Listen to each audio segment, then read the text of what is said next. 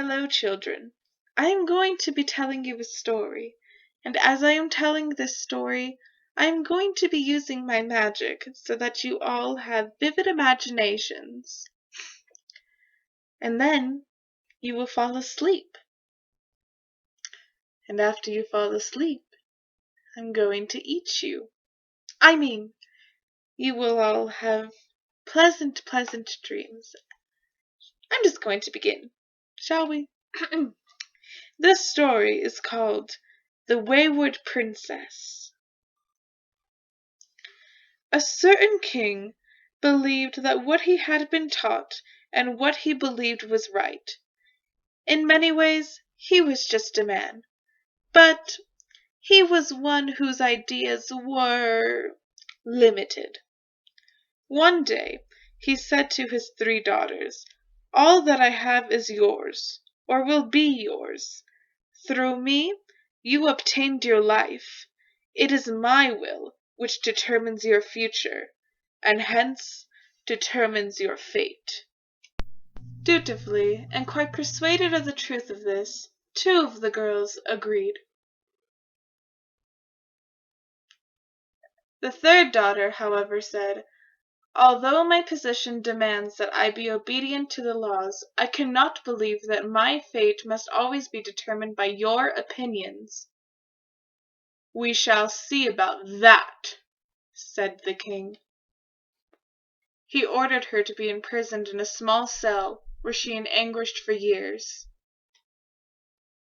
Meanwhile, the king and his obedient daughters spent freely of the wealth which would otherwise have been expended upon her.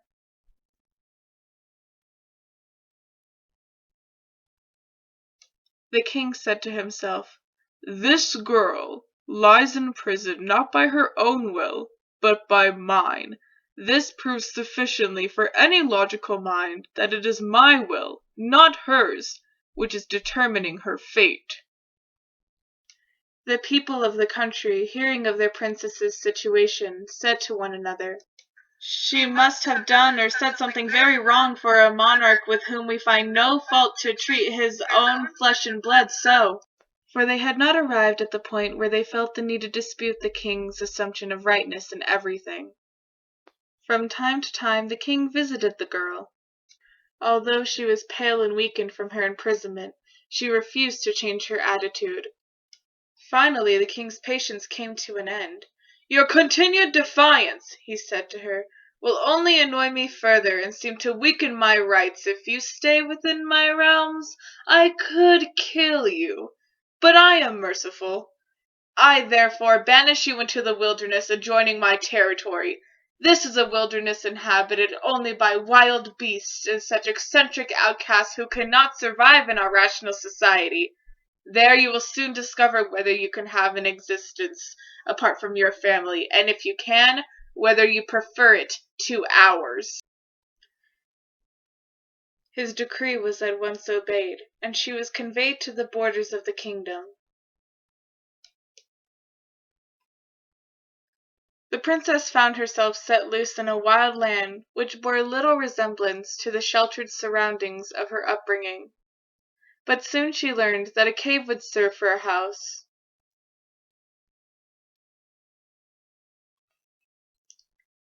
That nuts and fruit came from trees as well as from golden plates.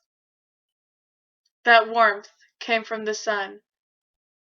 This wilderness had a climate and a way of existing of its own. After some time had so ordered her life that she had water from springs, vegetables from the earth, fire from a smoldering tree. "Here," she said to herself, "is a life whose elements belong together, form a completeness, yet neither individually nor collectively do they obey the commands of my father the king." One day a lost traveler, as it happened a man of great riches and ingenuity, came up upon the exiled princess,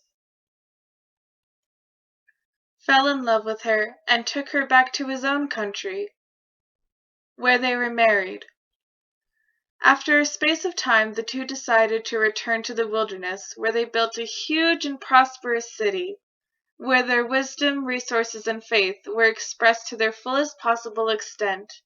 The eccentrics and other outcasts, many of them thought to be madmen, harmonized completely and usefully with this many-sided life. The city and its surrounding countryside became renowned throughout the entire world. It was not long before its power and beauty far outshone that of the realm of the princess's father. By the unanimous choice of the inhabitants, the princess and her husband were elected to the joint monarchy of this new and ideal kingdom. At length the king decided to visit the strange and mysterious place which had sprung up in a wilderness, and which was, he heard, peopled at least in part by those whom he and his like despised.